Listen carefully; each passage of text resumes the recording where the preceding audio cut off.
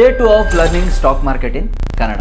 ಮಾರ್ಕೆಟಲ್ಲಿ 2 ಟೈಪ್ಸ್ ಇದೆ, ಒಂದು ಇನ್ವೆಸ್ಟಿಂಗ್ ಆ್ಯಂಡ್ ಇನ್ನೊಂದು ಟ್ರೇಡಿಂಗ್. ಇನ್ವೆಸ್ಟಿಂಗಲ್ಲಿ 3 ಟೈಪ್ಸ್ ಬರುತ್ತೆ. ಫಸ್ಟ್ ಒನ್ ಬಂದ್ಬಿಟ್ಟು ಶೇರ್ಸ್ನ ಬೈ ಮಾಡೋದು, ಆ ಬೈ ಮಾಡಿರೋಂಥ ಶೇರ್ಸ್ನ ಹೋಲ್ಡ್ ಮಾಡೋದು. ಇದಕ್ಕೆ ನಿಮಗೆ fundamental analysis plus technical analysis ಬೇಕಾಗುತ್ತೆ. ಸೆಕೆಂಡ್ ಒನ್ ಬಂದ್ಬಿಟ್ಟು ಮ್ಯೂಚುವಲ್ ಫಂಡ್ಸ್. ಮ್ಯೂಚುವಲ್ ಫಂಡ್ಸಲ್ಲಿ ನೀವು ಹಾಕೋ ದುಡ್ಡನ್ನ ಒಬ್ಬ ಫಂಡ್ ಮ್ಯಾನೇಜರ್ ತೊಗೊಂಡು ಅವನಲ್ಲಿ ಬೈ ಆ್ಯಂಡ್ ಸೆಲ್ ಮಾಡಿ ಬರೋವಂಥ ಪ್ರಾಫಿಟ್ನ ನಿಮಗೆ ಕೊಡ್ತಾನೆ. ಥರ್ಡ್ ಒನ್ ಬಂದ್ಬಿಟ್ಟು ETF, ಎಕ್ಸ್ಚೇಂಜ್ ಟ್ರೇಡೆಡ್ ಫಂಡ್.